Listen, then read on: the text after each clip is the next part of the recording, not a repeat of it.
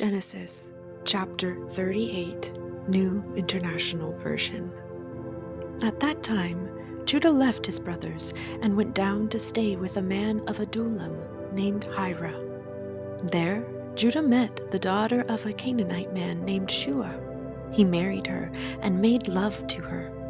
She became pregnant and gave birth to a son who was named She conceived again and gave birth to a son and named him Onan. She gave birth to still another son and named him Shelah. It was at Kizib that she gave birth to him. Judah got a wife for his firstborn, and her name was Tamar. But Judah's firstborn, was wicked in the Lord's sight, so the Lord put him to death. Then Judah said to Onan, "Sleep with your brother's wife, and fulfill your duty to her as a brother-in-law to raise up offspring for your brother." But Onan knew that the child would not be his, so whenever he slept with his brother's wife, he spilled his semen on the ground to keep from providing offspring for his brother. What he did was wicked in the Lord's sight, so the Lord put him to death also. Judah then said to his daughter-in-law Tamar, "Live as a widow in your father's household until my son Shelah grows up," for he thought, "He may die too, just like his brothers." So Tamar went to live in her father's household. After a long time, Judah's wife, the daughter of Shua, died. When Judah had recovered from his grief, he went up to Timnah, to the men who were shearing his sheep, and his friend Hira, the Adullamite, went with him.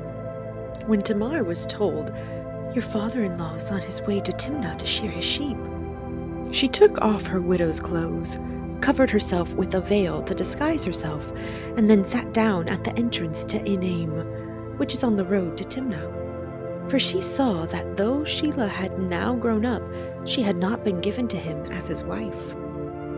When Judah saw her, he thought she was a prostitute, for she had covered her face. Not realizing that she was his daughter-in-law, he went over to her by the roadside and said, "Come now, let me sleep with you."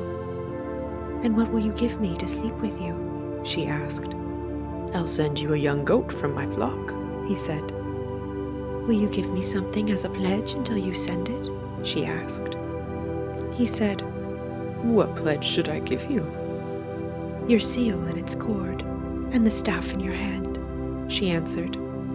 So he gave them to her and slept with her, and she became pregnant by him. After she left, she took off her veil and put on her widow's clothes again. Meanwhile, Judah sent the young goat by his friend the Adullamite in order to get his pledge back from the woman, but he did not find her. He asked the men who lived there, "Where's the shrine prostitute who was beside the road at Enaim?" "There hasn't been any shrine prostitute here," they said. So he went back to Judah and said, "I didn't find her. Besides, the men who lived there said, 'There hasn't been any shrine prostitute here.'" Then Judah said, "Let her keep what she has, or we will become a laughingstock. After all, I did send her this young goat, but you didn't find her." About 3 months later, Judah was told, "Your daughter-in-law Tamar is guilty of prostitution, and as a result, she is now pregnant." Judah said, "Bring her out and have her burned to death." As she was being brought out, she sent a message to her father-in-law. "I am pregnant by the man who owns these," she said, and she added, "See if you recognize whose seal and cord and staff these are."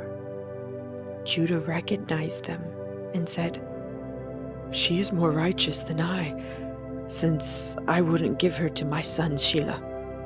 And he did not sleep with her again. When the time came for her to give birth, there were twin boys in her womb. As she was giving birth, one of them put out his hand. So the midwife took a scarlet thread and tied it on his wrist and said, "This one came out first." But when he drew back his hand, his brother came out, and she said, "So this is how you have broken out." And he was named Perez.